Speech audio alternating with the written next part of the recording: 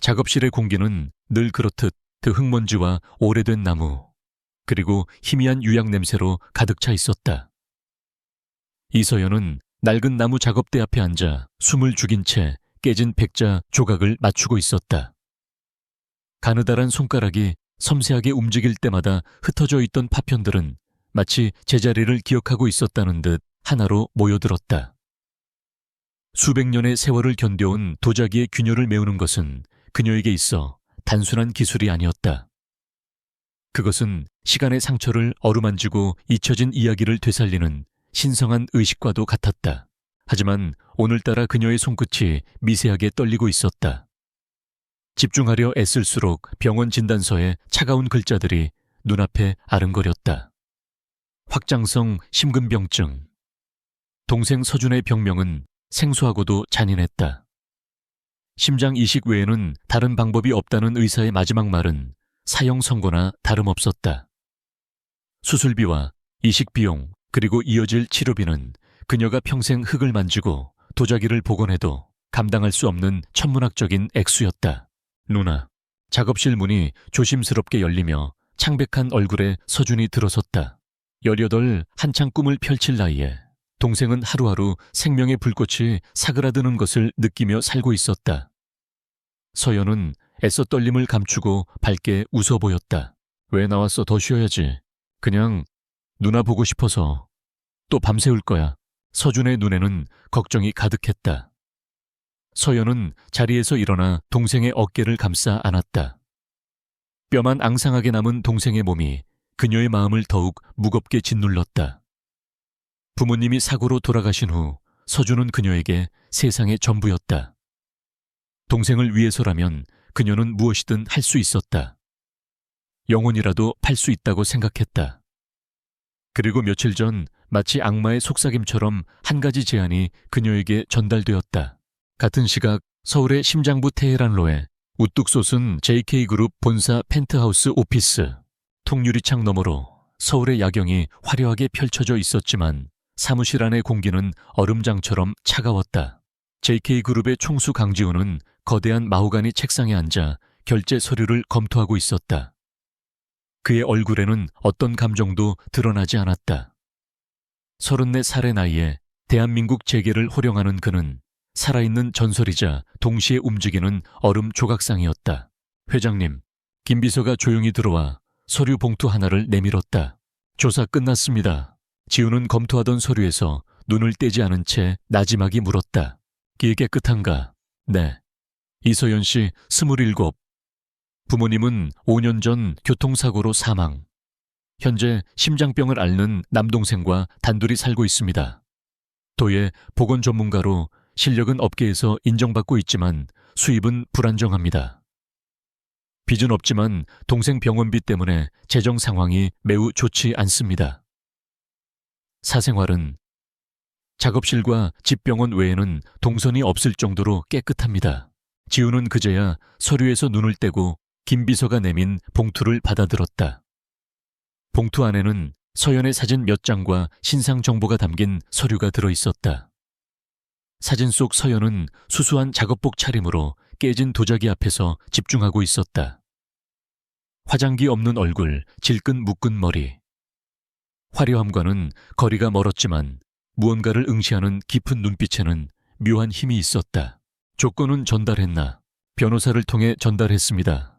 오늘 저녁 8시 청담동의 법무법인 사무실에서 만나기로 했습니다. 알았다. 나가보게. 김 비서가 조용히 물러나자 지훈은 의자에 몸을 깊숙이 묻었다. 그의 시선은 다시 서연의 사진으로 향했다. 그에게 이 일은 후계자를 얻기 위한 가장 효율적이고 논리적인 방법일 뿐이었다. 복잡한 감정싸움, 정략결혼의 흥정사랑이라는 이름의 위선. 그 모든 것을 건너뛸 수 있는 최선의 선택. 아이를 낳아줄 건강하고 깨끗하고 통제 가능한 여자. 그것이 그가 이서연에게 원하는 역할의 전부였다. 그는 자신의 할아버지를 JK그룹의 창업주인 강 회장을 떠올렸다. 병상에 누워 하루가 멀다 하고 후계자를 압박하는 노인의 주름진 얼굴. 지훈에게 결혼과 사랑은 사치였다. 오직 제국을 지키고 확장하는 것만이 그의 유일한 숙명이었다. 그날 저녁 서연은 약속 장소인 법무법인 사무실에 도착했다. 최고급 빌딩에 위치한 사무실은 그녀의 작은 작업실과는 다른 세계처럼 느껴졌다. 대리석 바닥 높은 천장 값비싼 미술품들.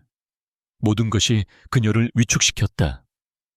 안내를 받아 들어간 회의실에는 중년의 변호사가 먼저 와서 그녀를 기다리고 있었다. 잠시 후 회의실 문이 열리고 한 남자가 들어섰다. 강지훈이었다. TV나 잡지에서 보던 것보다 훨씬 더 압도적인 존재감이었다. 완벽하게 재단된 검은색 슈트, 흐트러짐 없는 머리, 그리고 어떤 감정도 읽을 수 없는 차가운 눈빛.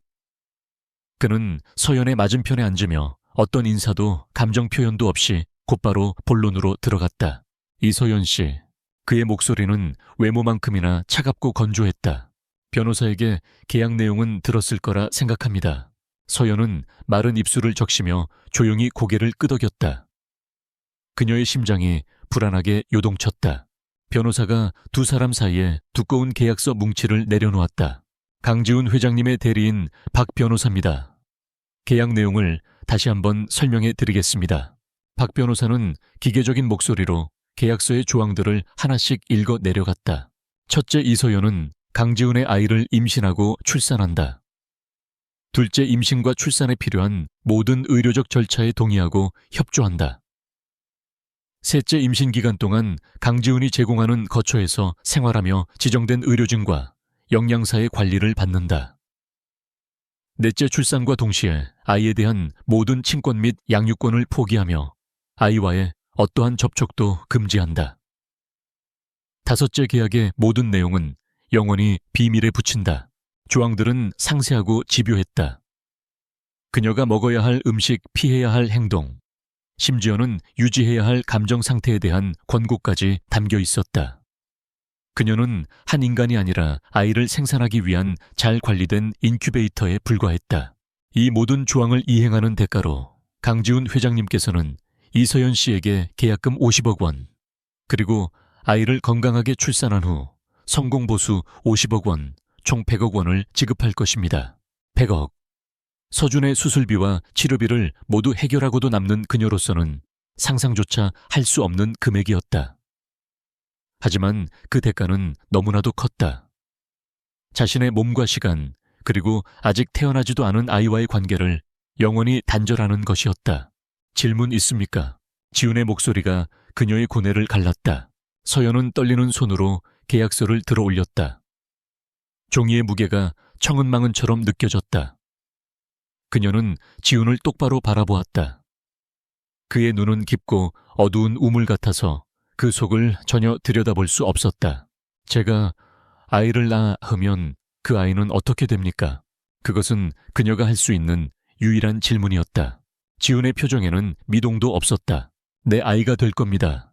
JK그룹의 후계자로서 최고의 환경에서 자라게 될 겁니다. 그의 대답에는 한치의 망설임도 감정의 동요도 없었다. 마치 최고급 상품의 품질을 보증하는 것과 같았다. 서연은 눈을 감았다. 눈앞에 산소 호흡기에 의지한 채 힘겹게 숨을 쉬는 서준의 모습이 떠올랐다. 동생의 웃는 얼굴, 함께 도자기를 만들던 기억, 언젠가 함께 여행을 가자고 약속했던 말들. 그녀에게 선택의 여지는 없었다. 그녀는 다시 눈을 떴다. 더 이상 떨리지 않았다. 그녀의 눈빛은 비장함으로 가득 차 있었다. 한 가지 조건이 있습니다. 처음으로 지훈의 눈썹이 미세하게 움직였다. 박 변호사는 당황한 기색을 보였다. 감히 강지훈의 제안에 조건을 단다는 것은 상상하기 힘든 일이었다. 말해보시죠. 계약금 50억 원을 계약서에 서명하는 즉시 지급해 주십시오. 제 동생 수술이 급합니다. 그녀는 돈 이야기를 하면서도 조금도 비굴하지 않았다. 그것은 구걸이 아니라 동등한 거래자로서의 요구였다. 지훈은 잠시 그녀를 응시했다. 사진으로 보던 깊은 눈빛. 그 눈빛은 절망 속에서도 결코 꺾이지 않는 무언가를 담고 있었다. 그는 짧게 고개를 끄덕였다. 그렇게 하죠. 박 변호사 수정하게. 박 변호사는 잠시 머뭇거리다 곧바로 계약서를 수정하기 시작했다. 잠시 후 새로운 계약서와 펜이 서연의 앞에 놓였다. 서연은 펜을 집어들었다. 차가운 금속의 감촉이 손가락을 통해 심장까지 전해지는 듯했다. 그녀는 마지막으로 창밖의 어두운 도시를 한번 바라본 뒤 망설임 없이 자신의 이름을 적어 내려갔다. 이서연. 세 글자를 쓰는 동안 그녀는 자신의 과거와 미래를 모두 그곳에 묻는 기분이었다. 서명이 끝나자마자 지우는 자리에서 일어났다. 김 비서가 앞으로의 일정을 안내할 겁니다. 내일부터 지정된 거처로 옮기게 될 겁니다. 그는 서연에게 단 한순간의 시선도 더 주지 않고 그대로 회의실을 나갔다. 마치 중요한 비즈니스 미팅을 끝낸 사람처럼 홀로 남은 서연은 굳어버린 손으로 펜을 내려놓았다. 책상 위에는 그녀의 이름이 선명하게 새겨진 계약서가 놓여 있었다. 그녀는 방금 100억 원짜리 거래를 성사시켰다. 동생의 목숨을 구했고 동시에 자신의 인생을 팔아버렸다. 회의실의 화려한 조명 아래 그녀의 그림자가 길고 외롭게 드리워져 있었다. 눈물이 뺨을 타고 흘러내렸지만 소리는 없었다. 그것은 슬픔의 눈물인지 안도의 눈물인지 혹은 앞으로 시작될 미지의 삶에 대한 두려움의 눈물인지 그녀 스스로도 알 수 없었다. 다음 날 아침 서연은 낯선 천장의 서늘함에 잠에서 깼다. 어젯밤 계약이 끝난 후 김 비서는 그녀가 짐을 챙길 최소한의 시간만을 허락했다. 동생에게는 실력 있는 후원자를 만나 좋은 환경의 작업실로 옮기게 되었다고 당분간은 연락이 어려울 거라고 둘러댔다. 서준은 철없이 기뻐하며 누나의 성공을 응원했다. 그 순수한 얼굴을 보는 것은 기쁨인 동시에 심장을 도려내는 듯한 고통이었다. 그녀가 눈을 뜬 곳은 강지훈의 펜트하우스. 그 중에서도 그녀를 위해 마련된 방이었다. 서울의 스카이라인이 한눈에 들어오는 거대한 통유리창 최고급 자재로 마감된 미니멀한 인테리어 호텔 스위트룸을 방불케 하는 넓은 공간. 모든 것이 비현실적이었다. 그녀의 작은 작업실은 이 방의 드레스룸만 한 크기였을 것이다. 일어나셨습니까, 이서연 씨? 방문 밖에서 들려온 목소리에 서연은 화들짝 놀라 몸을 일으켰다. 중년 여성의 목소리였다. 저는 안 여사라고 합니다. 서연 씨의 생활을 도와드릴 사람입니다. 아침 식사가 준비되었습니다. 서연이 조심스럽게 문을 열자 단정한 유니폼 차림의 안 여사가 부드럽지만 어딘가 사무적인 미소로 그녀를 맞았다. 그녀를 따라 나간 거실은 어젯밤 잠결에 지나쳤던 것보다 훨씬 더 거대하고 텅 비어 보였다. 높은 천장, 온통 흰색과 회색 톤의 가구들, 그리고 최소한의 장식품. 마치 잘 꾸며진 모델하우스처럼 온기라고는 전혀 느껴지지 않았다. 식탁 위에는 전문가의 솜씨가 분명한 영양 균형이 완벽하게 계산된 아침 식사가 차려져 있었다. 엽산이 풍부한 녹색 채소 단백질 보충을 위한 구운 생선 그리고 신선한 과일.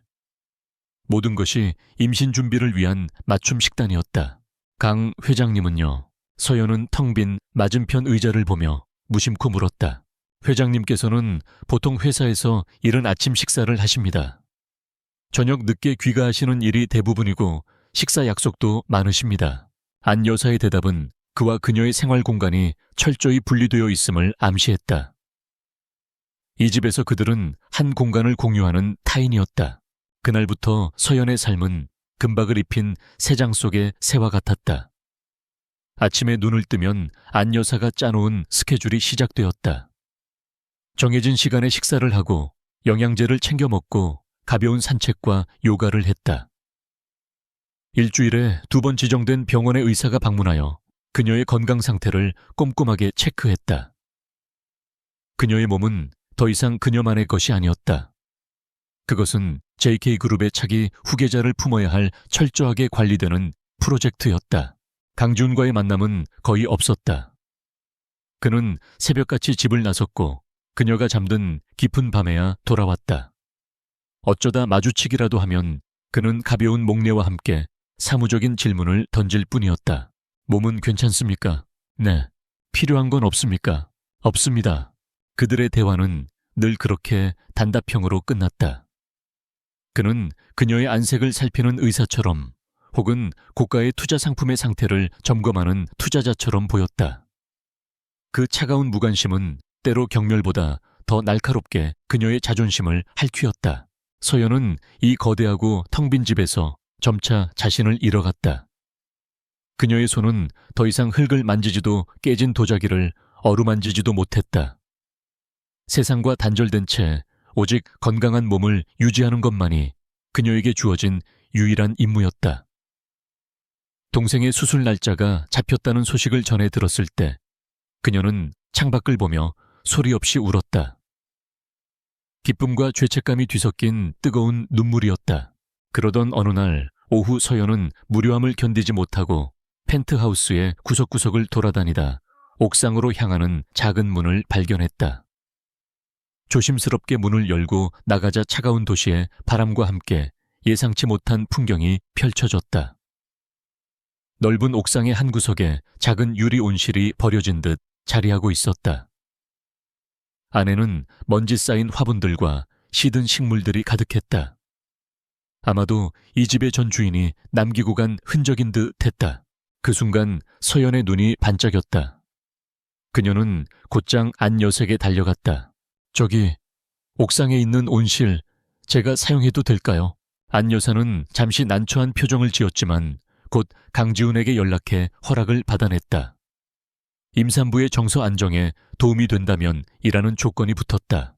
그날 이후 유리 온실은 서연만의 작은 왕국이 되었다. 그녀는 시든 식물들을 걷어내고 흙을 고르고 새로운 씨앗을 심었다. 작은 허브와 방울토마토 그리고 이름 모를 들꽃들. 흙을 만지는 감촉은 그녀에게 잊고 있던 생의 감각을 되찾아 주었다. 매일매일 작은 싹이 돋아나고 잎이 자라는 것을 보며 그녀는 비로소 이 차가운 공간에서 숨을 쉴 수 있었다. 한편 강지훈의 하루는 전쟁과도 같았다. 이사회의 압박 경쟁사와의 암투, 그리고 끊임없이 터져나오는 글로벌 시장의 변수들. 그는 단 한순간도 긴장을 늦출 수 없었다. 그날도 그는 자정이 다 되어서야 지친 몸을 이끌고 펜트하우스로 돌아왔다. 서류 가방을 내려놓고 넥타이를 푸는데 거실 테이블 위에 놓인 작은 바질 화분이 눈에 들어왔다. 짙은 녹색 잎에서 풍기는 상쾌한 향기가 피로에 젖은 그의 신경을 부드럽게 자극했다. 이건 뭔가 마침 물을 들고 나오던 안 여사가 대답했다. 아, 이서연 씨가 옥상 정원에서 키운 겁니다. 요리했으면 향이 좋다고 하시더군요. 지우는 무심코 화분을 들어 향을 맡아보았다. 아주 잠깐이었지만 그의 딱딱하게 굳어있던 얼굴 근육이 미세하게 풀리는 듯했다. 다음 날 저녁 그는 평소보다 조금 이른 시간에 귀가했다. 집안은 적막했다. 안 여사는 퇴근했는지 보이지 않았다. 서재로 향하던 그의 발걸음이 통유리창 앞에서 멈췄다. 창밖으로 보이는 옥상 온실에 희미한 불빛이 새어나오고 있었다. 그는 자석에 이끌리듯 옥상으로 향했다. 유리 온실 안서연은 작은 의자에 쪼그려 앉아 식물들에게 물을 주고 있었다. 편안한 트레이닝복 차림에 머리를 대충 묶은 모습. 계약을 위해 마주 앉았던 날의 비장함도 집안에서 마주칠 때의 어색함도 없는 무방비하고 평온한 얼굴이었다. 그녀는 작은 잎사귀 하나하나를 소중하게 닦아주며 나지막이 무언가 노래를 흥얼거리고 있었다. 지우는 자기도 모르게 숨을 죽이고 그 모습을 지켜보았다. 냉혹한 비즈니스의 세계 모든 것이 계산과 이해득실로 움직이는 그의 삶 속에서는 단 한 번도 본 적 없는 풍경이었다. 생명을 돌보는 여자의 모습은 그 자체로 하나의 완전한 그림 같았다. 그 순간 그의 가슴 속에서 아주 작고 단단한 무언가가 미세한 균열을 일으키기 시작했다. 그는 그녀를 프로젝트, 계약의 일부로만 여겼다. 하지만 저 작은 온실 속에서 자신만의 세계를 가꾸고 있는 저 여자는 분명한 감정과 삶을 가진 한 인간이었다. 그는 처음으로 자신이 100억이라는 돈으로 무엇을 사들였는지에 대해 생각하게 되었다. 그것은 단지 아이를 낳을 자궁만이 아니었다. 한 여자의 시간삼, 그리고 그녀가 가꾸는 저 작은 생명들과 같은 따스함까지도 포함된 것이었다. 그는 조용히 발걸음을 돌려 안으로 들어왔다. 하지만 온실 속에서 보았던 평화로운 이미지는 그의 뇌리에서 쉽게 떠나지 않았다. 텅 빈 펜트하우스의 공기는 여전히 차가웠지만 그날 밤 지우는 처음으로 이 거대한 집에 자신 말고 다른 누군가가 살고 있다는 것을 실감했다. 두 개의 외로운 행성처럼 각자의 궤도를 돌던 그들 사이에 보이지 않는 인력 이은리, 이 아주 서서히 그러나 분명하게 작용하기 시작하고 있었다. 시간은 조용히 그러나 꾸준히 흘렀다. 서연의 작은 온실에는 푸른 잎들이 무성해졌고 그녀의 삶은 낯선 펜트하우스의 규칙적인 리듬에 점차 익숙해져 갔다. 강지훈과의 관계는 여전히 투명한 벽 하나를 사이에 둔 것처럼 평행선을 달리고 있었다. 하지만 그 벽은 아무도 모르는 사이 아주 서서히 얇아지고 있었다. 변화는 예고 없이 찾아왔다. 그날은 지훈이 이례적으로 오전에 집에 머무는 날이었다. 해외 이사회와의 화상회의가 잡혀 있었기 때문이다. 서재에서 회의를 막 끝내고 나온 그는 심한 갈증을 느끼며 주방으로 향했다. 그때였다. 거실 소파에 이르렀을 때 그는 막 물을 마시려다 주저앉는 서연을 발견했다. 그녀의 얼굴은 종잇장처럼 하얗게 질려 있었고 식은땀이 맺힌 이마는 고통으로 찌푸려져 있었다. 손에 들고 있던 유리컵이 바닥으로 떨어지며 날카로운 파열음을 냈다. 이서연 씨, 지훈의 입에서 자신도 모르게 다급한 외침이 터져 나왔다. 그의 심장이 차갑게 쿵하고 내려앉았다. 이성적인 판단이 끼어들 틈도 없이 그의 몸이 먼저 반응했다. 그는 순식간에 그녀에게 달려가 쓰러지려는 몸을 부축했다. 품에 안긴 그녀의 몸은 불덩이처럼 뜨거웠다. 괜찮습니까? 어디가 아픈 겁니까? 그의 목소리에는 평소의 냉정함 대신 당혹감과 진심 어린 걱정이 묻어났다. 서연은 속에서 치밀어 오르는 울렁거림에 제대로 대답조차 하지 못하고 입술만 파들파들 떨었다. 입덧이었다. 의사에게서 미리 언지를 받았던 증상이었지만 실제로 겪는 고통은 상상 이상이었다. 지우는 망설이지 않고 그녀를 번쩍 안아들었다. 너무나 가벼운 무게에 그의 미간이 더욱 좁혀졌다. 그는 그녀를 소파에 조심스럽게 눕히고는 곧장 주치의에게 전화를 걸었다. 그의 목소리는 빠르고 단호했다. 지금 당장 와주십시오. 상태가 좋지 않습니다. 전화를 끊은 그는 안절부절 못하며 그녀의 곁을 맴돌았다. 차가운 물수건을 가져와 그녀의 이마를 닦아주고 등을 쓸어주었다. 평생 누군가를 간호해 본 적 없는 그의 손길은 서툴기 짝이 없었지만 그 안에는 분명한 진심이 담겨 있었다. 서연은 고통 속에서도 희미하게 정신을 차리고 자신을 걱정스럽게 내려다보는 그의 얼굴을 보았다. 늘 얼음장 같던 그의 눈에 떠오른 당혹감과 불안.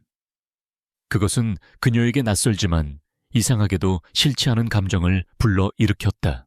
주치의가 도착하고 응급처치를 한 후에야 서연의 상태는 겨우 안정을 되찾았다. 의사는 심한 입덧 증상이며 충분한 휴식과 안정이 필요하다고 진단했다. 지우는 의사가 돌아간 후에도 한동안 그녀의 곁을 떠나지 않았다. 그는 그날 오후의 모든 일정을 취소하라고 김 비서에게 지시했다. 죄송합니다. 폐를 끼쳐서. 기운을 차린 서연이 작은 목소리로 사과했다. 지우는 대답 대신 따뜻한 차가 담긴 컵을 그녀의 손에 쥐어주었다. 폐가 아닙니다. 당연한 일입니다. 그의 목소리는 여전히 낮고 무뚝뚝했지만 그 안에 담긴 온도는 분명 이전과 달랐다. 그날의 사건은 두 사람 사이에 존재하던 보이지 않는 벽에 선명한 균열을 만들었다. 지우는 더 이상 김 비서를 통해 그녀의 상태를 보고받지 않았다. 대신 직접 그녀의 안부를 묻기 시작했다. 오늘은 좀 어떻습니까? 메우고 싶은 건 없습니까? 그의 질문은 여전히 짧았지만 그 안에는 관리가 아닌 관심이 담겨 있었다. 그는 그녀가 좋아하는 것이 무엇인지, 무엇을 할 때 편안함을 느끼는지 궁금해하기 시작했다. 그러던 어느 주말 지우는 자신의 서재에 있는 오래된 청자 화병을 바라보고 있었다. 할아버지에게 물려받은 소중한 유품이었지만 얼마 전 청소 중의 실수로 작은 금이 가버린 상태였다. 최고급 보건가를 수소문했지만 마음에 드는 사람을 찾지 못해 애를 태우던 참이었다. 문득 그는 이서연을 떠올렸다. 그녀의 직업이 도예 보건 전문가라는 사실을. 그는 화병을 들고 조심스럽게 그녀에게 다가갔다. 당시 서연은 옥상 온실에서 허브를 돌보고 있었다. 이서연 씨, 그의 부름에 그녀가 돌아보았다. 흙이 살짝 묻은 그녀의 얼굴은 햇살을 받아 건강하게 빛나고 있었다. 이것 복원할 수 있겠습니까? 서연은 그가 내민 화병을 보고 눈을 빛냈다. 고려시대의 기법이 완벽하게 재현된 수작이었다. 그녀는 전문가의 눈으로 금이 간 부분을 꼼꼼하게 살폈다. 네, 가능해요. 시간이 조금 걸리겠지만 거의 완벽하게 복원할 수 있을 거예요. 그녀의 목소리에는 자신감이 넘쳤다. 그것은 지훈이 처음 보는 그녀의 모습이었다. 수동적이고 조용하기만 하던 여자가 자신의 전문 분야에 대해 이야기할 때 그녀는 완전히 다른 사람처럼 보였다. 필요한 도구와 재료는 뭐든 말하십시오. 준비시키겠습니다. 며칠 후 펜트하우스의 작은 방 하나가 그녀의 임시 작업실로 변했다. 그녀의 손에 익은 도구들이 도착하자 서연은 비로소 생기를 되찾았다. 그녀는 화병 앞에 앉아 작업에 몰두하기 시작했다. 지우는 서재에서 일하는 척하며 문틈으로 그녀의 모습을 훔쳐보곤 했다. 그녀는 숨소리조차 들리지 않을 정도의 놀라운 집중력으로 작업에 임했다. 가느다란 손가락이 섬세한 도구를 쥐고 깨진 부분을 조심스럽게 다듬고 천연 재료로 만든 접착제를 바르고 색을 맞추기 위해 유약을 배합하는 모습. 그 모든 과정이 경이롭게 느껴졌다. 그녀는 부서진 것을 치유하고 있었다. 마치 시간의 흐름을 거슬러 상처를 없었던 일로 되돌리는 마법사처럼 보였다. 경쟁자를 부수고 목표를 쟁취하고 모든 것을 숫자로 환산하는 자신의 세계와는 정반대의 세계였다. 그는 자신도 모르게 몇 시간이고 그녀의 모습을 넋을 잃고 바라보았다. 어느 날 저녁 그는 용기를 내어 그녀의 작업실로 들어갔다. 어떻게 되어갑니까? 서연은 작업에서 눈을 떼고 부드럽게 미소 지었다. 거의 다 됐어요. 마지막 건조 과정만 남았어요.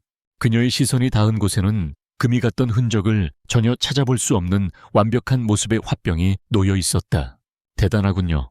지훈의 입에서 진심 어린 감탄이 흘러나왔다. 이런 일은 왜 시작하게 됐습니까? 그것은 지극히 개인적인 질문이었다. 서연은 잠시 망설이다가 입을 열었다. 오래된 물건들에는 이야기가 담겨 있잖아요. 만든 사람의 마음 사용했던 사람들의 시간. 그 모든 게 겹겹이 쌓여 있죠. 그걸 되살리는 게 좋아요. 마치 시간을 되돌리는 것 같아서요. 그녀의 대답은 조용했지만 그의 마음을 깊이 울렸다. 그는 단 한 번도 그런 식으로 무언가를 생각해 본 적이 없었다. 그에게 과거는 극복해야 할 것이거나 발판으로 삼아야 할 것일 뿐이었다. 그날 이후 그들의 대화는 조금씩 길어졌다. 그는 그녀에게 복원 기법에 대해 물었고 그녀는 그에게 오래된 도자기들의 역사에 대해 이야기해 주었다. 그는 자신도 모르는 사이 그녀의 세계에 서서히 매료되고 있었다. 계약으로 묶인 을이 아니라 깊은 영혼과 강한 생명력을 가진 이서연이라는 한 여자에게 며칠 후 완벽하게 복원된 화병이 그의 서재 책상 위에 놓였다. 지우는 늦은 밤 홀로 서재에 남아 매끄러운 화병의 표면을 쓸어보았다. 상처는 어디에도 없었다. 마치 처음부터 완벽했던 것처럼. 그는 이 화병이 자신처럼 느껴졌다. 성공과 부권력이라는 화려한 유약 아래 후계자에 대한 압박과 가문의 숙명이라는 날카로운 균열을 감추고 있던 자기 자신. 그리고 이서연은 그 균열을 조용히 그리고 완벽하게 메워주는 사람처럼 느껴졌다. 그녀의 존재가 그녀의 따스함이 차갑고 공허했던 자신의 삶을 조금씩 복원하고 있었다. 그는 처음으로 가슴속에서 피어나는 이 낯선 감정의 정체를 마주해야 했다. 이것은 계약의 일부가 아니었다. 계획에 없던 변수였다. 강지훈이라는 남자의 얼어붙었던 심장이 그가 돈으로 샀다고 생각했던 한 여자 앞에서 속수무책으로 녹아내리기 시작하고 있었다. 그녀의 몸에 새로운 생명이 자라기 시작하면서 펜트하우스의 차가웠던 공기에는 미세하지만 분명한 변화의 바람이 불기 시작했다. 병원에서 임신이 확정된 날, 지우는 처음으로 초음파 사진이라는 것을 보았다. 화면 속에서 깜빡이는 아주 작은 점. 의사는 그것이 아기의 심장 소리라고 했다. 그 규칙적이고 강한 소리를 듣는 순간 지훈의 견고했던 이성의 성벽에 또 하나의 커다란 균열이 생겼다. 그것은 더 이상 계약이나 후계자라는 추상적인 단어가 아니었다. 살아있는 생명, 그의 핏줄이었다. 그는 사진을 받아든 자신의 손이 미세하게 떨리고 있음을 깨달았다. 서연 역시 마찬가지였다. 자신의 몸 안에 또 다른 심장이 뛰고 있다는 경이로움과 함께 이 아이의 미래에 대한 무거운 책임감이 그녀의 어깨를 짓눌렀다. 그날 이후 지훈의 보호는 한층 더 노골적이고 강해졌다. 그는 펜트하우스의 보안 시스템을 최고 등급으로 올렸고 서연의 식단을 직접 챙기기 시작했다. 그는 임신과 육아에 관련된 서적들을 서재에 쌓아두고 밤늦도록 읽었다. 서연이 갑자기 신 것이 먹고 싶다고 중얼거리자 그는 비서를 시켜 대한민국에서 가장 맛있다는 제주도산 유기농 귤을 공수해왔다. 그의 변화는 서툴렀지만 진심이 담겨 있었다. 서연은 그런 글을 보며 복잡한 감정에 휩싸였다. 이 모든 것이 뱃속의 아이 때문이라는 것을 알면서도 그의 다정함에 마음이 흔들리는 것을 막을 수 없었다. 밤이 되면 그들은 때때로 함께 옥상 온실에 앉아 이야기를 나누었다. 서연은 식물들의 이름을 알려주었고 지우는 그녀가 이해하지 못하는 경제 용어들을 쉽게 풀어서 설명해 주었다. 그들은 자신들도 모르는 사이 서로의 세계를 공유하고 서로에게 물들어가고 있었다. 하지만 그들의 평화로운 일상 아래 어둡고 끈적한 파도가 조용히 밀려오고 있었다. 청담동의 한 고급 프렌치 레스토랑. 우아한 샹들리에 아래 JK그룹의 오랜 파트너사인 태아건설의 외동딸이자 지훈의 전 약혼녀였던 박유라가 와인잔을 신경질적으로 돌리고 있었다. 완벽하게 세팅된 머리와 값비싼 드레스에도 불구하고 그녀의 아름다운 얼굴에는 도끼가 서려 있었다. 그래서 그게 확실한 정보야. 그녀의 맞은편에 앉은 남자가 만족스러운 미소를 지으며 고개를 끄덕였다. 그는 JK그룹의 이사이자 지훈의 사촌인 최민석이었다. 늘 사람 좋은 미소를 짓고 있었지만 그 눈빛은 야심으로 번뜩였다. 내 정보원은 틀리는 법이 없지. 강지훈 그 자식이 어딘가에 여자를 숨겨두고 있어. 그리고 그 여자가 임신까지 했다더군. 아마 할아버지의 압박 때문에 대리모라도 구한 모양이야. 나의 리모. 박유라의 입술이 경멸로 뒤틀렸다. 감히나 박유라를 제쳐두고 어디서 굴러먹던 씨바디를 들였다는 거야. 그녀에게 강지훈과의 결혼은 사랑이 아니라 권리와 자존심의 문제였다. JK그룹의 안주인 자리는 당연히 자신의 것이어야 했다. 그런데 이름도 없는 여자에게 그 자리를 빼앗길지도 모른다는 사실은 그녀에게 참을 수 없는 모욕이었다. 최민석은 그녀의 분노를 부채질했다. 그 아이가 태어나면 어떻게 될 것 같아? JK그룹의 후계자가 되는 거지. 그렇게 되면 강지훈의 입지는 더욱 굳건해질 거고 나와 자네는 영원히 들러리로 밀려나게 될 거야. 최민석은 오랫동안 JK그룹의 경영권을 호시탐탐 노려왔다. 능력면에서는 지훈에게 뒤지지 않는다고 자부했지만 늘 장손이라는 명분에 밀려 2인자에 머물러야 했다. 지훈에게 후계자가 생긴다는 것은 그의 야망에 내려지는 사형 선고나 다름없었다. 두 사람의 이해관계는 완벽하게 일치했다. 그 여자를 찾아내 바닥까지 샅샅이 털어서 2번 다시 강지훈 앞에 나타나지 못하게 만들어버려. 박유라의 목소리에 살기가 번득였다. 물론 그래야지. 우리의 공동의 목표를 위해서. 최민석이 와인잔을 들어 올렸다. 두 개의 잔이 부딪히며 맑지만 불길한 소리를 냈다. 그렇게 은밀하고도 위험한 동맹이 맺어졌다. 그날 이후 최민석은 업계에서 가장 유능하다는 흥신소 직원을 고용했다.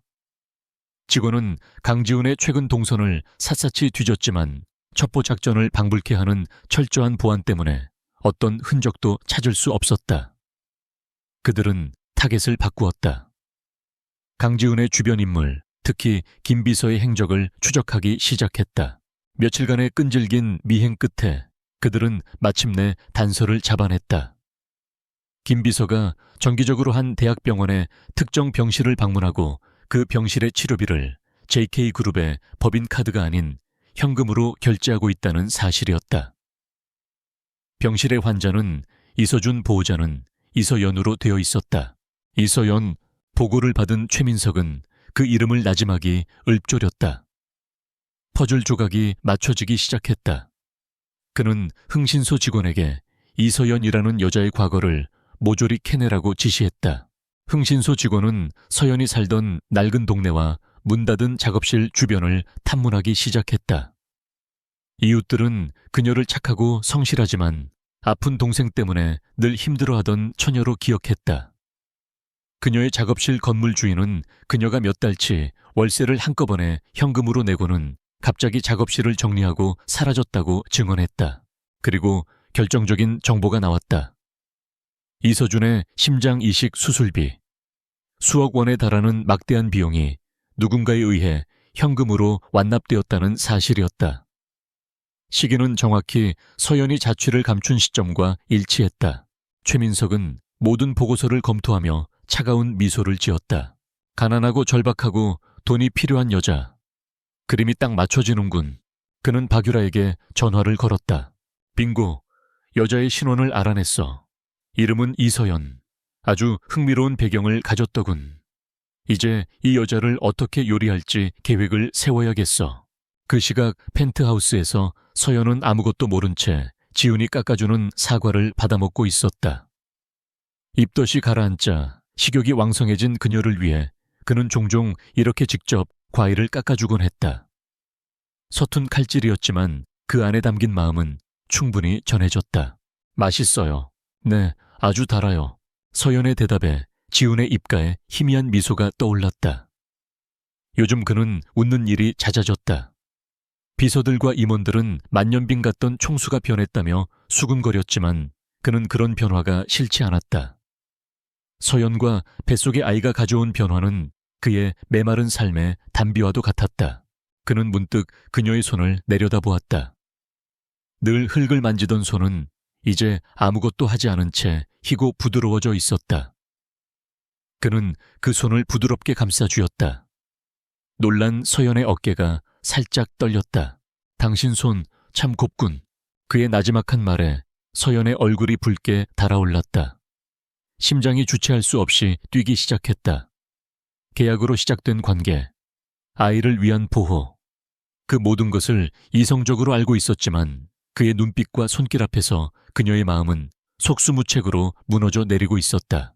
그들은 자신들을 향해 조여오는 검은 그림자를 전혀 눈치채지 못한 채 서로에게 깊어지는 감정 속에서 짧은 평화를 만끽하고 있었다. 하지만 그 평화는 폭풍전야의 고요함에 불과했다. 최민석의 책상 위 이서연 신상 보고서라는 제목의 파일 옆에는 그가 새로 입수한 또 다른 정보, 즉 그녀가 강지훈을 만나기 전 변호사 사무실에 출입했다는 기록이 놓여 있었다. 그는 이제 확신했다. 이것은 단순한 대리모 계약이 아니었다. JK그룹 전체를 뒤흔들 수 있는 거대한 스캔들의 뇌관이었다. 그의 입가에 맺힌 미소가 더욱 짙고 잔인해졌다. 폭풍전야의 고요함은 오래가지 않았다. 최민석과 박유라가 계획한 태풍은 대한민국 전체를 집어삼킬 기세로 몰아치기 시작했다. 그들은 가장 선정적이고 자극적인 기사를 쓰는 것으로 유명한 인터넷 연예 매체에 소스를 흘렸다. JK그룹 강지훈 회장 100억 원의 대리모 고용, 후계자를 돈으로 사다 라는 제목의 기사는 월요일 아침 출근길에 오른 사람들의 스마트폰을 순식간에 장악했다. 기사는 교묘하게 왜곡되고 악의적으로 편집되어 있었다. 서연은 가난을 무기로 재벌 회장을 유혹한 신데렐라를 꿈꾸는 여자로, 지우는 돈이면 모든 것이 해결된다고 믿는 비인간적인 재벌 3세로 그려졌다. 기사에는 서연의 사진과 그녀의 동생이 심장병을 앓고 있었다는 사실, 그리고 수술비가 완납되었다는 정보까지 적나라하게 포함되어 있었다. 대중의 분노에 불을 붙이기에 완벽한 시나리오였다. 그날 아침 펜트하우스는 전쟁터와 같았다. 김비서의 전화기는 쉴 새 없이 울렸고 JK그룹의 주가는 개장과 동시에 폭락하기 시작했다. 이사회는 긴급 소집되었고 그룹 홍보팀은 패닉에 빠졌다. 서연은 소파에 웅크린 차에 태블릿 PC 화면에서 눈을 떼지 못했다.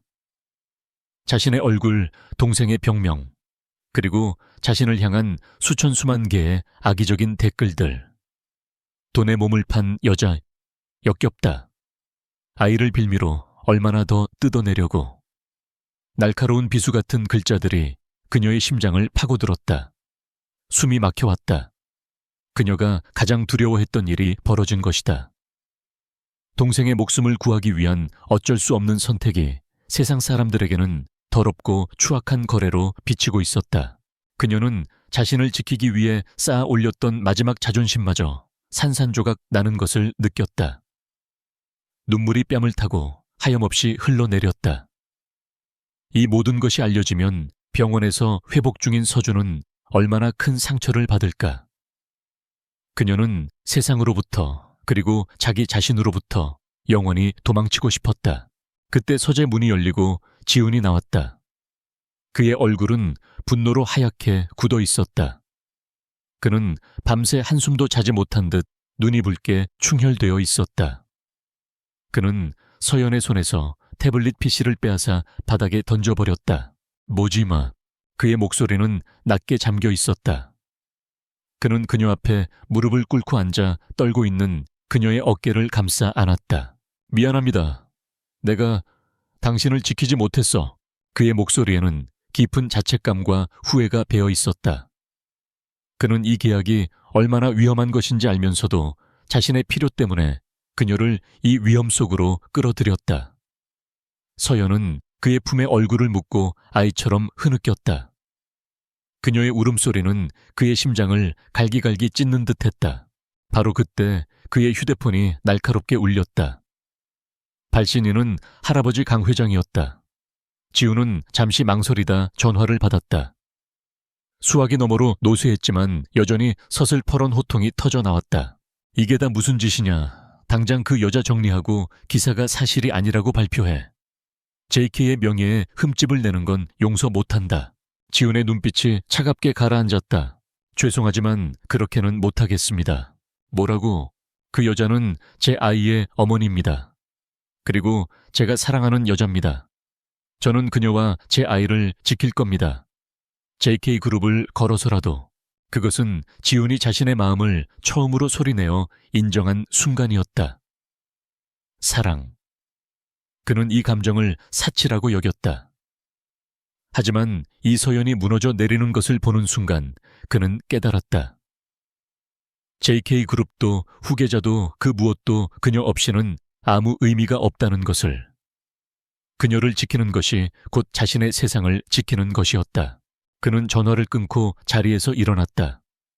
그의 눈에는 더 이상 흔들림이 없었다. 결연한 의지가 불타고 있었다. 김비서 기자회견을 준비해. 회장님 위험합니다. 지금은 여론이 최악입니다. 김비서가 경악하며 그를 말렸다. 하지만 지훈의 결심은 확고했다. 수메우면 더 물어뜯길 뿐이야. 정면으로 부딪혀야 해. 그는 서연을 돌아보며 그녀의 젖은 뺨을 부드럽게 닦아주었다. 나를 믿어줄 수 있겠습니까? 서연은 눈물로 흐려진 눈으로 그를 바라보았다. 그의 눈에는 흔들림 없는 확신과 그녀를 향한 깊은 연민이 담겨 있었다. 그녀는 말없이 고개를 끄덕였다. 2시간 후 JK그룹 본사 대강당에서 열린 기자회견장. 수백 명의 기자들이 몰려들어 인산인해를 이루었고 카메라 플래시는 쉴 새 없이 터져 나왔다. 단상 위로 강지훈이 홀로 걸어 나왔다. 그는 조금도 위축되지 않은 모습으로 오히려 모든 것을 압도하는 냉철한 카리스마를 뿜어내며 마이크 앞에 섰다. 오늘 아침 보도된 기사에 대해 말씀드리겠습니다. 장내가 순식간에 조용해졌다. 기사의 내용, 제가 한 여성과 아이를 갖는 조건으로 계약을 맺은 것은 사실입니다. 인정이었다. 기자들 사이에서 엄청난 술렁임이 일었다. 저는 그룹의 후계자를 얻어야 한다는 압박감 속에서 어리석고 이기적인 선택을 했습니다. 모든 책임은 저에게 있습니다. 그는 고개를 숙였다. 하지만 그것은 패배의 표시가 아니었다. 더 큰 것을 지키기 위한 진심 어린 사과였다. 하지만 그는 다시 고개를 들었다. 그의 눈빛은 얼음처럼 차갑고 단호했다. 기사가 담지 않은 진실이 있습니다. 그 여성은 여러분이 상상하는 그런 사람이 아닙니다.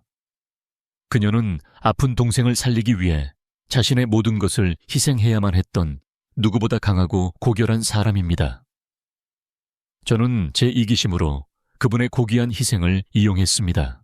그의 목소리가 장내에 힘있게 울려 퍼졌다. 계약으로 시작된 관계였지만 저는 그분을 진심으로 사랑하게 되었습니다. 그분의 따뜻함과 강인함이 저의 차갑고 이기적인 세상을 바꾸어 놓았습니다. 오늘 이 자리에 선 이유는 제 잘못을 사죄하고 동시에 제가 사랑하는 사람을 제 모든 것을 걸고 지키겠다고 선언하기 위함입니다. 그는 기자들을 하나하나 똑바로 응시하며 말했다. 그녀는 제 아이의 어머니이자 제가 평생을 함께하고 싶은 유일한 사람입니다. 앞으로 그분과 제 아이에게 향하는 모든 비난과 공격은 제가 막아설 것입니다. JK그룹의 총수로서 그리고 한 남자로서 제 모든 것을 걸고 약속합니다. 기자회견은 대한민국 전체를 충격에 빠뜨렸다. 재벌 총수의 파격적인 사랑 고백. 여론은 순식간에 새로운 국면을 맞이했다. 비난의 화살은 여전히 존재했지만 그의 진솔한 모습에 동정과 응원을 보내는 목소리도 터져나오기 시작했다. 서연은 펜트하우스에서 TV를 통해 그의 모든 말을 듣고 있었다. 그녀의 눈에서는 뜨거운 눈물이 멈추지 않고 흘러내렸다. 그가 자신을 사랑하는 여자라고 말했을 때 그녀의 심장은 그대로 멈추는 것 같았다. 그는 그녀를 지키기 위해 자신을 세상의 표적으로 내던졌다. 얼마 후 지훈이 집으로 돌아왔다. 그는 수많은 카메라와 질문들을 뚫고 오느라 지쳐 보였지만 서연을 보자 희미하게 미소 지었다. 서연은 그에게 달려가 와락 안겼다. 바보같이 왜 그랬어요? 전부 다 망가질 수도 있었는데. 그녀가 그의 가슴에 얼굴을 묻고 울먹이며 말했다. 지훈은 그런 그녀를 더욱 힘껏 끌어안았다. 당신 없이는 전부 다 의미 없어. 그의 나지막한 고백에 서연은 고개를 들어 그를 바라보았다. 두 사람의 시선이 허공에서 얽혔다. 더 이상 계약도 돈도 세상의 시선도 중요하지 않았다. 거대한 폭풍의 한가운데서 그들은 비로소 서로의 진심을 확인하고 온전히 하나가 되었다.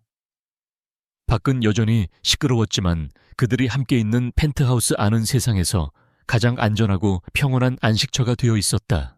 강주은의 폭탄 선언은 여론의 방향을 일부 돌려놓았지만 이사회의 냉혹한 분위기까지 바꾸지는 못했다. 오히려 최민석에게는 절호의 기회였다. 그는 지훈의 행동을 회사의 이익보다 개인적인 감정을 앞선 무책임한 처사로 규정하고 불안정한 주가와 그룹의 대외 신뢰도 하락을 빌미로 다른 이사들을 규합하기 시작했다. 그의 선동은 효과적이었다. 결국 JK그룹 역사상 처음으로 총수 회의만을 안건으로 하는 긴급 주주총회가 소집되었다. 지훈은 두 개의 전선에서 동시에 싸워야 했다. 낮에는 자신의 자리를 노리는 최민석과 경영권 방어를 위한 치열한 수싸움을 벌여야 했고 밤에는 언론의 관계로부터 서연을 보호해야 했다. 펜트하우스는 외부와 완벽히 차단된 요새가 되었지만 그는 단 한순간도 마음을 놓을 수 없었다. 서연의 안전이 그 무엇보다 중요했다. 한편 지훈의 기자회견을 통해 철저히 모욕당했다고 느낀 박유라는 이성을 잃고 있었다. 지훈이 자신을 버리고 대중 앞에서 다른 여자를 사랑한다고 선언한 것은 그녀의 자존심을 갈기갈기 찢어 놓았다. 그녀의 마음속에서 질투는 증오로, 증오는 파괴적인 광기로 변해갔다. 그 아이만 없으면 돼. 그 아이만 사라지면 모든 게 제자리로 돌아올 거야. 그녀는 홀로 와인을 들이켜며 악마 같은 생각을 키워나갔다. 주주총회 당일. 아침부터 펜트하우스의 공기는 팽팽한 긴장감으로 가득했다. 지우는 완벽한 수트 차림으로 마지막 서류를 검토하고 있었다. 그의 표정은 담담했지만 서연은 그의 눈빛 속에 숨겨진 깊은 피로감을 읽을 수 있었다. 괜찮아요. 그녀가 그의 곁으로 다가와 따뜻한 차를 건네며 물었다. 그는 서류에서 눈을 떼고 그녀의 손을 부드럽게 잡았다. 당신과 아이만 안전하다면 나는 괜찮아. 그는 그녀의 부름배에 조심스럽게 손을 얹었다. 그 순간 그의 휴대폰이 미친 듯이 울리기 시작했다. 김 비서의 다급한 목소리가 흘러나왔다. 회장님, 지금 본사 로비에 박유라 씨가 나타났습니다. 기자들을 대동하고 와서 회장님과 이서연 씨에 대해 폭로하겠다며 난동을 부리고 있습니다. 최민석과의 연계 플레이였다. 주주총회 직전에 또 다른 스캔들을 터뜨려 지훈의 발을 묶어두려는 속셈이었다. 막아, 무슨 수를 써서라도. 지훈이 차갑게 명령하고 전화를 끊으려는 순간 더 끔찍한 소식이 이어졌다. 그리고 회장님, 방금 펜트하우스 보안팀에서 연락이 왔습니다. 외부 음식 배달원으로 위장한 괴한이 침입을 시도했다는 보고입니다. 다행히 제압했지만 지훈의 심장이 얼어붙었다. 이것은 단순한 시위가 아니었다. 박유라가 로비에서 시선을 끄는 동안 다른 누군가를 시켜 서연을 직접 해치려 한 것이다. 그는 자리에서 벌떡 일어났다. 주주총회 경영권. 그 모든 것이 순식간에 머릿속에서 사라졌다. 오직 서연의 안전만이 그의 모든 것을 지배했다. 나 금방 다녀올게. 절대 밖으로 나오지 말고 아무도 들여보내지 마. 그는 서연의 이마에 급하게 입을 맞추고 경호원들을 대동한 채 집을 나섰다. 그가 떠나자마자 서연은 극심한 불안감에 휩싸였다. 그런데 바로 그때 옥상 온실 쪽에서 무언가 쨍그랑하고 깨지는 소리가 들렸다. 심장이 철렁 내려앉았다. 보안팀이 제압했다는 괴한 외에 또 다른 침입자가 있었던 것이다. 서연은 본능적으로 배를 감싸 안으며 뒷걸음질 쳤다. 온실 문이 거칠게 열리고 헝클어진 머리에 광기 어린 눈을 한 박유라가 서 있었다. 그녀의 손에는 깨진 화분 조각이 날카롭게 들려 있었다. 내가 이서연이구나. 감히 내 자리를 빼앗은 년. 박유라가 도끼 서린 목소리로 그녀에게 다가왔다. 강지훈은 내 남자야. JK그룹의 안주인 자리도 내 것이었고. 그런데 너 같은 천한계. 네 뱃속의 것 때문에 모든 게 망가졌어. 서연은 공포에 질렸지만 뱃속의 아이를 지켜야 한다는 모성애가 그녀를 강하게 만들었다. 그녀는 침착하게 그러나 단호하게 말했다. 다가오지 마세요. 이건 당신과 나 둘만의 문제가 아니에요. 닥쳐. 오늘 너랑 내 뱃속의 애새끼 둘 다 끝장내주겠어. 박유라가 미친 사람처럼 웃으며 그녀에게 달려들었다. 서연은 비명을 지르며 옆으로 몸을 피했다. 박유라가 휘두른 날카로운 도자기 파편이 그녀의 팔을 스치고 지나갔다. 따끔한 고통과 함께 붉은 피가 배어 나왔다. 그 순간 서연의 눈에 온실 구석에 있던 소방용 모래주머니가 들어왔다.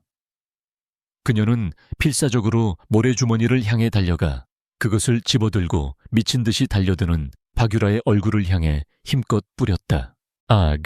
모래가 눈에 들어간 박유라가 비명을 지르며 주춤하는 사이 펜트하우스 문이 부서져라 열리며 지훈과 경호원들이 들이닥쳤다. 세호연 씨. 피를 흘리는 서연과 광기에 사로잡힌 박유라의 모습을 본 지훈의 눈이 붉게 타올랐다.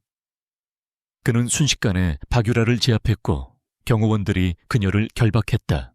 강지훈 날 이렇게 대할 순 없어. 내가 누군지 알아. 최 이사님이 가만히 있지 않을 거야.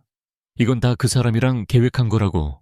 끌려나가면서 박유라는 이성을 잃고 모든 것을 실토했다. 최민석과의 공모 사실까지도. 지훈은 박유라에게는 눈길도 주지 않고 서연에게 달려가 그녀를 품에 안았다. 괜찮아, 괜찮은 거야. 나는 괜찮아요. 하지만 당신, 주주총회는 서연이 그의 옷깃을 잡으며 걱정스럽게 말했다. 지우는 그녀의 상처를 지혈하며 그녀를 안심시켰다. 나보다 중요한 건 없어. 그는 서연의 응급처치를 마친 뒤 김 비서에게 박유라의 자백이 담긴 보안 영상을 즉시 전송하라고 지시했다. 그의 눈빛은 이전과는 비교할 수 없을 정도로 차갑고 분노로 이글거렸다. JK그룹 주주총회장. 예정된 시간이 훌쩍 지났지만 지우는 나타나지 않았다. 최민석은 회심의 미소를 지으며 단상에 올랐다. 보시다시피 강지훈 회장은 이 중요한 자리에 나타나지 않았습니다. 개인적인 스캔들 하나 제대로 수습하지 못하고 회사를 위기에 빠뜨린 그는 더 이상 총수로서의 자격이 없습니다. 주주들 사이에서 웅성거림이 커져갔다. 최민석이 승리를 확신하며 해임한 투표를 시작하려던 바로 그 순간 총 회장의 육중한 문이 열리고 강지훈이 들어섰다. 그의 등장에 모든 사람들의 시선이 집중되었다. 그의 셔츠 소매에는 희미한 핏자국이 묻어 있었다. 늦어서 죄송합니다. 회사에 기생하는 해충을 처리하고 오느라. 지우는 단상으로 걸어 올라가 최민석을 노려보며 말했다. 최민석 이사 연극은 이제 끝났네. 그는 김 비서에게 신호를 보냈다. 총 회장의 대형 스크린의 영상 하나가 재생되기 시작했다. 펜트하우스 온실에서 박유라가 광기를 부리며 서연을 공격하는 장면, 그리고 끌려나가면서 최민석과의 공모 사실을 전부 자백하는 장면이 생생하게 펼쳐졌다. 장내는 물을 끼얹은 듯 조용해졌다. 최민석의 얼굴은 하얗게 질려갔다. 이게 끝이 아니지. 지우는 서류 뭉치 하나를 단상 위로 던졌다. 이것은 최민석 이사가 이번 스캔들이 터지기 직전 JK그룹의 주식을 대량으로 공매도한 기록입니다.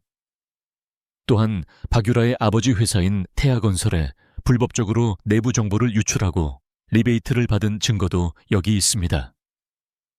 그는 스캔들을 직접 터뜨리고 회사를 위기로 몰아넣어 주가 차익을 얻고 동시에 경영권까지 찬탈하려 한 것입니다. 지훈의 모든 말은 한치의 오차도 없는 사실이었다. 김 비서가 밤낮으로 그의 뒤를 캔 결과물이었다. 모든 증거가 공개되자 최민석을 지지했던 이사들마저 등을 돌렸다. 최민석은 그 자리에 주저앉았다. 그의 야망은 한순간에 잿더미가 되어버렸다. 보안 요원들이 들어와 망연자실한 최민석을 연행해갔다. 지우는 싸늘한 눈으로 그를 지켜보다가 주주들을 향해 고개를 돌렸다. 사적인 일로 심려를 끼쳐드린 점 다시 한번 사과드립니다. 하지만 저는 오늘 제 가족을 지켰고 동시에 여러분의 소중한 자산인 JK그룹을 지켜냈습니다. 저 강지훈 다시 한번 여러분의 신임을 구합니다. 그의 연설이 끝나자 장내에서는 우레와 같은 박수갈채가 터져 나왔다. 그의 해임안은 압도적인 반대로 부결되었다. 그는 자신의 자리와 사랑 그리고 JK그룹을 모두 지켜냈다. 전투는 끝났다. 그는 총회장 창밖으로 저 멀리 보이는 자신의 펜트하우스를 바라보았다. 그곳에는 그가 목숨을 걸고 지켜낸 그의 세상이 있었다. 모든 폭풍이 지나간 자리는 고요했다. 최민석과 박유라는 주가 조작 배임, 불법 내부자 거래, 그리고 살인 미수 혐의로 구속되었다. 그들이 쌓아 올렸던 탐욕의 성은 한순간에 무너져 내렸고 법의 엄정한 심판을 기다리는 신세가 되었다. 태아건설 역시 JK그룹과의 모든 거래가 끊기고 세무조사를 받게 되면서 돌이킬 수 없는 위기에 빠졌다. 강지훈의 입지는 그 어느 때보다 굳건해졌다. 위기를 정면으로 돌파하고 회사를 지켜낸 그의 리더십은 주주들과 직원들에게 절대적인 신뢰를 얻었다. JK그룹의 주가는 빠르게 안정을 되찾았고 오히려 이전보다 더 높은 가치를 인정받게 되었다. 사람들은 이제 그를 단순히 재벌 3세가 아닌 자신의 모든 것을 걸고 약속을 지키는 진정한 리더로 보기 시작했다. 모든 것이 제자리를 찾았지만 지훈에게 가장 중요한 것은 펜트하우스에 있는 그의 세상이었다. 그는 모든 공식적인 업무를 마무리하자마자 곧장 집으로 향했다. 문을 열고 들어서자 따뜻한 음식 냄새가 그를 맞았다. 주방에서는 서연이 안 여사와 함께 저녁을 준비하고 있었다. 팔에 붕대를 감고 있었지만 그녀의 얼굴은 그 어느 때보다 평온하고 행복해 보였다. 왔어요. 그를 발견한 서연이 환하게 미소 지었다. 그 미소 하나가 그의 온몸을 짓누르던 피로를 눈 녹듯 사라지게 했다. 그는 그녀에게 다가가 다치지 않은 쪽 어깨를 부드럽게 감싸 안고 이마에 입을 맞추었다. 이제 다 끝났어. 그의 나지막한 말에 서연은 조용히 고개를 끄덕였다. 그들은 말없이 서로를 안고 있었다. 더 이상 어떤 말도 필요하지 않았다. 그들은 가장 험난한 폭풍을 함께 헤쳐나왔고 그 과정에서 서로의 존재가 얼마나 소중한지 뼈저리게 확인했다. 그날 저녁 식사를 마친 후 지우는 서연을 자신의 서재로 데리고 갔다. 그는 책상 서랍에서 두툼한 서류 봉투 하나를 꺼냈다. 그것은 몇 달 전 그들의 운명을 묶었던 바로 그 계약서였다. 이건 서연의 눈동자가 살짝 흔들렸다. 그 계약서는 그녀에게 동생의 생명을 안겨주었지만 동시에 지울 수 없는 상처와 죄책감을 남긴 족쇄이기도 했다. 지우는 그녀의 앞에 서서 계약서를 천천히 그리고 힘주어 반으로 찢었다. 그리고 또다시 반으로. 그는 계약서가 완전히 형체를 알아볼 수 없는 종이 조각이 될 때까지 계속해서 찢었다. 그리고는 그 조각들을 서재 한편에 있는 벽난로에 던져 넣었다. 주황색 불꽃이 피어오르며 그들의 과거를 삼키기 시작했다. 재가 되어 사라지는 종이 조각들을 보며 서연은 자신을 짓누르던 마지막 마음의 짐이 사라지는 것을 느꼈다. 이서연 씨, 우리의 첫 번째 계약은 이걸로 끝났습니다. 지우는 그녀를 향해 돌아섰다. 그의 눈빛은 그 어느 때보다 진지하고 깊었다. 그는 한쪽 무릎을 꿇었다. 서연은 깜짝 놀라 숨을 멈췄다. 그는 재킷 안주머니에서 작은 벨벳 상자를 꺼내 열었다. 그 안에는 밤하늘의 별처럼 영롱하게 빛나는 다이아몬드 반지가 들어있었다. 이제 당신과 새로운 계약을 맺고 싶습니다. 그는 떨리는 손으로 반지를 꺼내 들고 그녀를 올려다보았다. 그의 목소리 역시 미세하게 떨리고 있었다. 기간은 평생, 조건은 당신의 사랑. 보수는 나 강지훈의 모든 것과 당신을 향한 나의 영원한 사랑입니다. 아이 때문이 아닙니다. 당신 없이는 내 세상이 완성될 수 없기 때문입니다. 이서연 씨, 나와 결혼해 주시겠습니까? 그의 진심 어린 고백에 서연의 눈에서 뜨거운 눈물이 방울져 떨어졌다. 그녀는 손으로 입을 막았지만 터져나오는 울음을 막을 수는 없었다. 이것은 행복의 눈물이었다. 그녀가 꿈꿔왔지만 감히 가질 수 없을 것이라 생각했던 순간이었다. 그녀는 울음 섞인 목소리로 그러나 세상에서 가장 행복한 미소와 함께 고개를 끄덕였다. 네, 좋아요. 그녀의 대답에 지훈의 얼굴에 환한 미소가 번졌다. 그는 일어나 그녀의 네 번째 손가락에 반지를 끼워주었다. 반지는 마치 처음부터 그녀의 것이었던 것처럼 완벽하게 맞았다. 그는 그녀의 얼굴을 감싸고 부드럽게 입을 맞추었다. 불꽃이 타오르는 벽난로 앞에서 그들의 그림자는 하나로 합쳐졌다. 차가운 거래로 시작되었던 관계는 마침내 세상에서 가장 뜨거운 사랑의 약속으로 완성되었다. 몇 달 후 봄 햇살이 따스하게 내리쬐는 날, 서연은 건강한 사내 아이를 출산했다. 아이는 지훈을 쏙 빼닮은 또렷한 이목구비와 서연을 닮은 깊은 눈을 가지고 태어났다. 지훈은 처음으로 자신의 아이를 품에 안았을 때 세상을 다 가진 것 같은 전율과 감동에 말을 잇지 못했다. 아이의 작은 손가락이 그의 손가락을 꼭 쥐었을 때 그는 비로소 완전한 행복이 무엇인지 깨달았다. 그들의 결혼식은 세간의 주목을 피해 가족들과 가까운 지인들만 모인 채 그들의 펜트하우스 옥상 정원에서 작고 소박하게 열렸다. 서연이 직접 가꾼 꽃들이 만발한 온실 앞에서 그들은 서로의 눈을 바라보며 영혼을 서약했다. 심장 수술을 받고 완전히 건강을 되찾은 서준이 누나의 손을 잡고 그의 곁으로 데려다 주었다. 시간이 흘러 펜트하우스는 더 이상 차갑고 텅 빈 공간이 아니었다.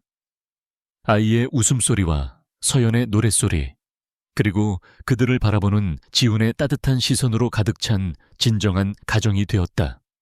서연은 작은 작업실을 다시 열어 자신이 사랑하는 도자기 복원 일을 계속했고, 지훈은 JK그룹을 성공적으로 이끌면서도 가족과 함께하는 시간을 무엇보다 소중히 여겼다. 어느 맑은 주말 오후 그들 세 사람은 옥상 온실에 앉아 있었다.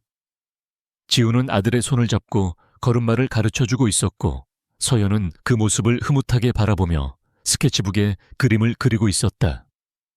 햇살이 그들의 머리 위로 쏟아져 내렸다. 있잖아요. 서연이 문득 입을 열었다. 가끔 생각해요. 만약 그때 그 계약이 없었다면 우리는 어떻게 됐을까? 지훈은 걸음을 멈추고 그녀를 돌아보았다. 그는 잠시 생각에 잠기더니 이내 부드럽게 미소 지었다. 아마 난 평생 진짜 행복이 뭔지도 모른 채 저 차가운 빌딩 꼭대기에서 혼자 늙어갔겠지. 그는 아들을 안아들고 그녀의 곁으로 다가와 앉았다. 당신과 우리 아들이 내 인생을 구한 거야. 당신은 내게 100억보다 훨씬 더 귀한 것을 주었어. 그는 그녀의 이마에, 그리고 아들의 통통한 볼에 차례로 입을 맞추었다. 서연은 그의 어깨에 기댔다. 100억짜리 계약으로 시작된 기묘한 인연. 그들은 절망의 끝에서 서로를 만났지만 결국 서로에게 유일한 구원이 되었다. 창밖으로 보이는 서울의 풍경은 여전히 분주하고 화려했지만 이제 그들에게 세상의 소음은 더 이상 중요하지 않았다. 그들은 서로의 온기 속에서 완전한 자신들의 세상을 찾았다. 사랑이라는 이름의 새로운 계약은 그렇게 영원히 계속될 것이었다.